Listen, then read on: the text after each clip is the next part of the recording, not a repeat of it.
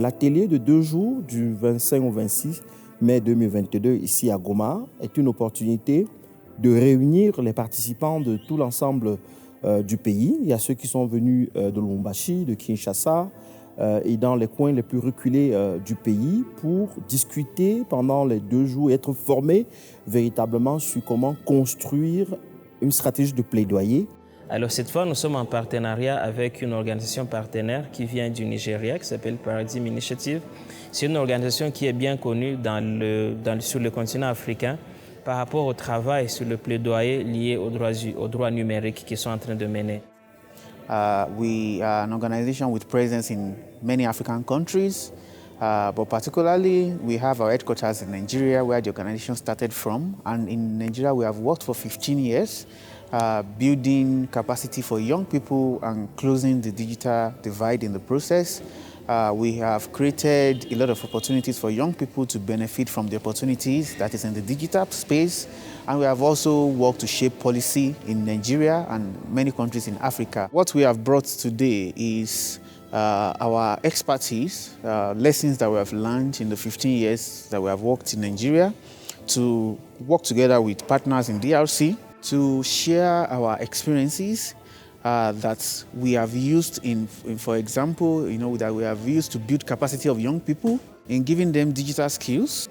Alors pendant plusieurs mois, pendant toute la période de la Covid, on était en train d'échanger avec eux sur comment est-ce que nous pouvons bénéficier de leur expertise sur le côté plaidoyer. La capacitation des acteurs de la société civile sur des aspects liés au plaidoyer, mais bien sûr pour des droits numériques. So today we're here in Goma, DRC, for advocacy workshop under the project SIFCA, which stands for Strengthening Internet Freedom Capacity in Africa. This is a project sponsored by the U.S. Department of State, Bureau of Democracy, Human Rights and Labor, and Paradigm Initiative has partnered with Rudy International in the Democratic Republic of Congo to implement this workshop.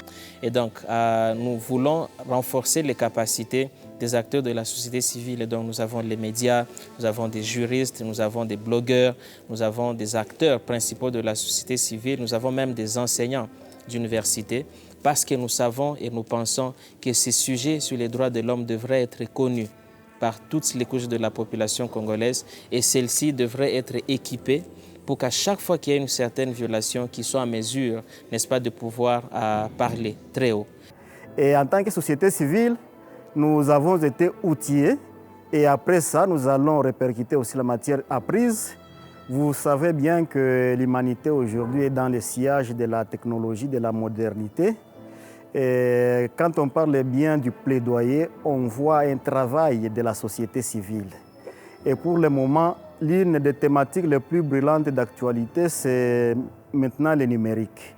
Et alors, dans un atelier où on parle des droits numériques, en tout cas, ça nous a beaucoup plus intéressés, pour autant que nous sommes société civile et en tant que société civile, nous sommes des acteurs de changement. Et dans le changement, nous devons chercher à connaître d'abord les droits numériques pour qu'ensuite nous puissions aussi répercuter ces droits sur nos organisations différentes. Et donc pour moi, j'ai été sensibilisé à la question de l'inclusion numérique. Est-ce que notre législation est adaptée? Est-ce que nous avons les meilleurs outils pour favoriser cette inclusion numérique qui est gage de développement, gage de prospérité, gage de progrès?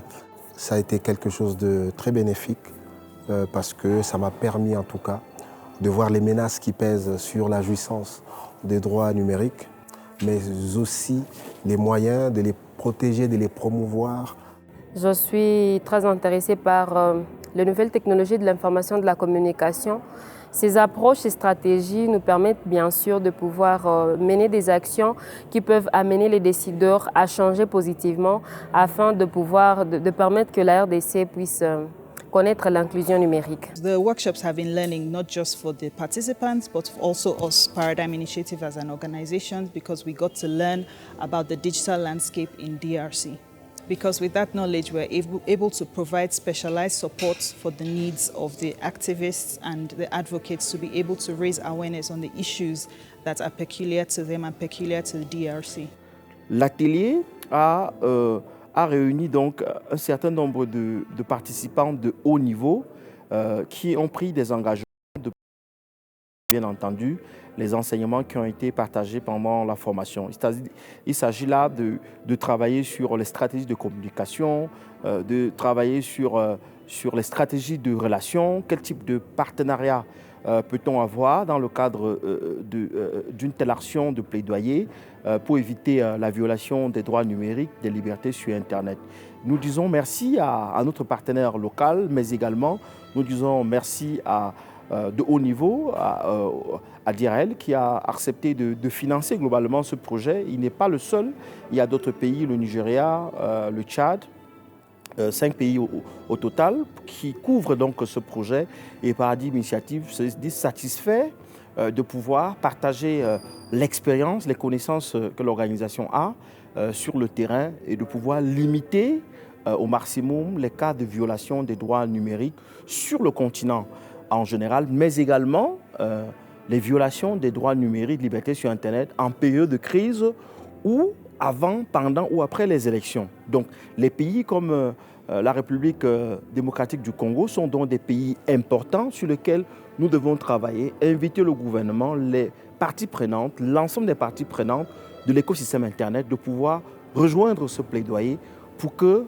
l'Internet soit un Internet sain et sans coupure, sans violation au niveau de la RDC.